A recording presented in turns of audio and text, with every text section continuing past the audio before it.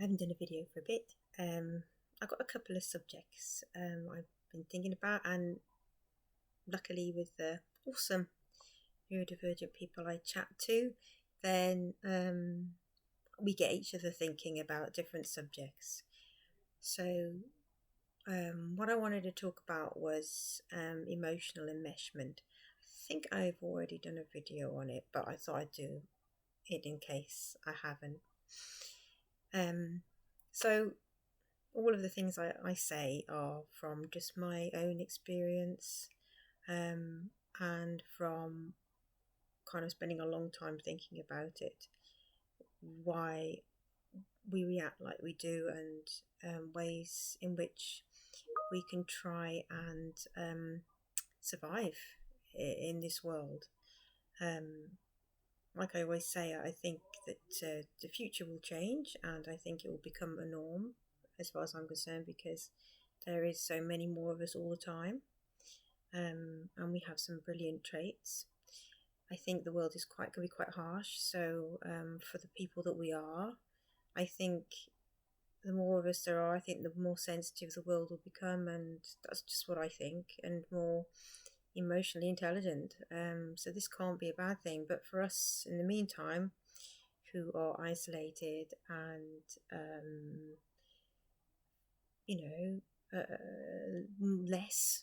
the lesser amount of people than the rest that are different from us, it's hard. We're having a difficult time. So one of our traits can be emotional enmeshment. So I'm not a specialist, by the way, a professional. It's just when I've looked at things, worked things out. So it's just, this is my point of view. So if it works for you, it works for me anyway. Or it doesn't work for you, so it might not. So so what I found when I was growing up, I couldn't separate my feelings from other people's. It was quite confusing when I was young. So if somebody was angry, I'd absorb their anger. If somebody was sad, I would absorb their sadness. I would take it all on as my own. And this is one of the talents and the skills of an autistic individual, is this ability to feel those things. I know the myth is that we don't have empathy, but it's just that we don't show it in the same way as allistics do. It's just we don't wire it the same way. So we actually feel an awful lot, and what you'll find with some people is that because of how much they feel, which is a tidal wave, which is a lot of us feel the tidal wave of emotions, we become, some of us numb our feelings, we numb it, and then that can appear like a lack of empathy, because the only way sometimes to handle some things overwhelming is just to turn it off. And I have met neurodivergent who have done that, and then this is why some of those can have incredible meltdowns, because if you're suppressing your emotions and then they all go like an explosion, this is what's going to happen. So and I don't criticize anybody for doing it. I think we try coping strategies to try and manage this, and without any guidance anywhere really that understands us. So we're going to try things. I've tried all kinds of different techniques to survive, because we are emotional, feeling, sensitive beings, which is beautiful but hard. So so from when I was young, I couldn't separate it, and it wasn't until I got to my 40s that I started to recognize this emotional connection, and I realized that to survive, I need to separate my feelings from other people to a more controlled level. And it doesn't mean I have to become a numb person. Like, so many people are worried about losing those feelings because they're beautiful, aren't they? But we don't want to become mentally ill with them, which is what we can end up doing. So it's not about getting rid of those feelings. It's about how to help yourself realize where somebody's emotions are their own, and we can acknowledge them. Okay, I can feel their anger, I can feel their pain, I can feel their happiness. but there's a way of separating, there's a way of pushing it back and saying, that's not mine, that's theirs. It's nothing to do with me. That's their feelings. I can acknowledge and validate those feelings, but I can't absorb them. And it did take practice to do that, because another thing for autistics is when we go into unfamiliar territory, it's scary because we're kind of changing.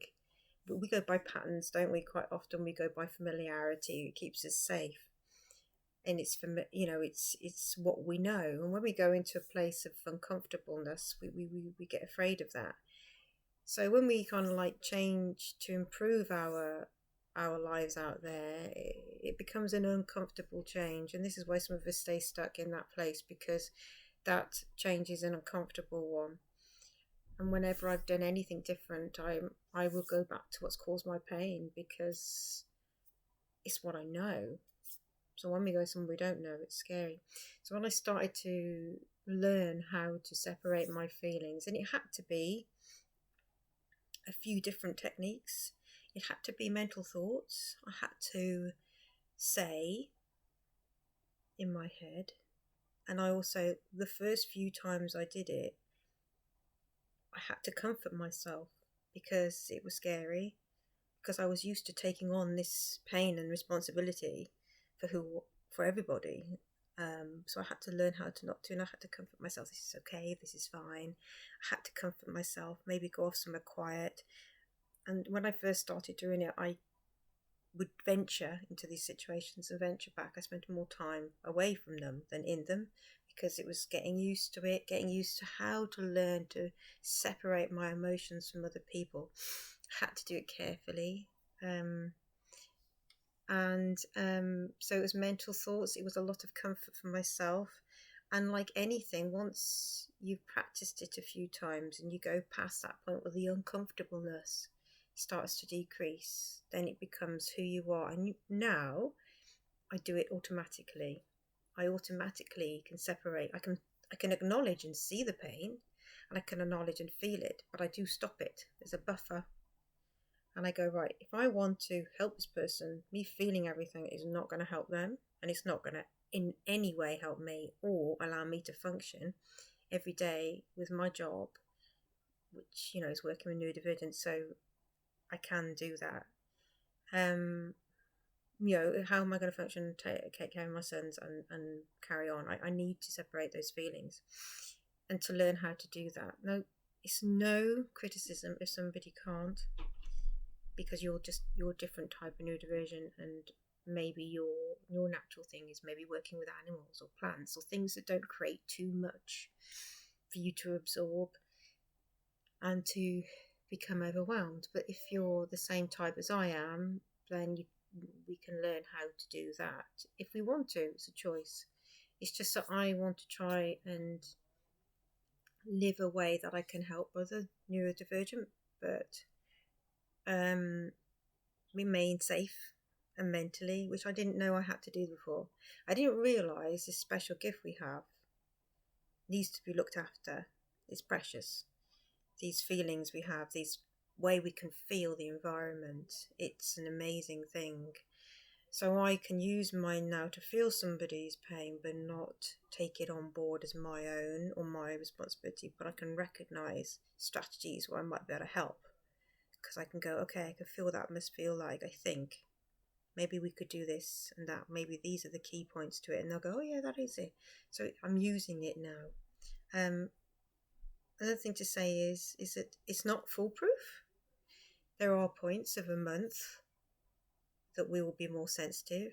There are, so like in December, for myself, I've got a lot of us have got rejection sensitivity dysphoria, so I was rejected a lot in December, and it was a really hard month for me.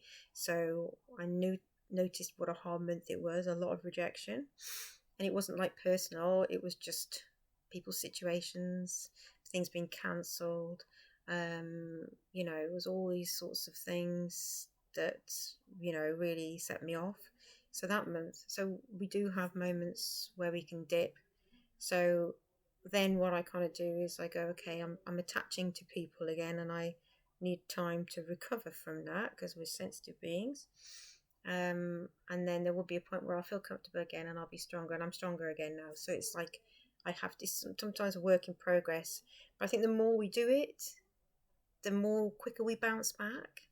It's a bit like muscle memory, isn't it? You know, like when if you've done running, then when you stop for a bit and you can start again, your muscles remember and they go, oh, hello, this is familiar, and then it can go back quicker. So you know, don't feel like you're not progressing if suddenly you dip back, because it's, was it one step forward, two steps back, something like that. I can't remember what it is now because I don't remember stuff.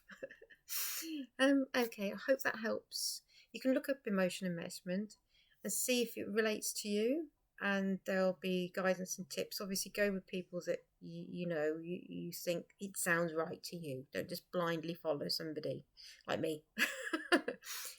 Find somebody that works for you.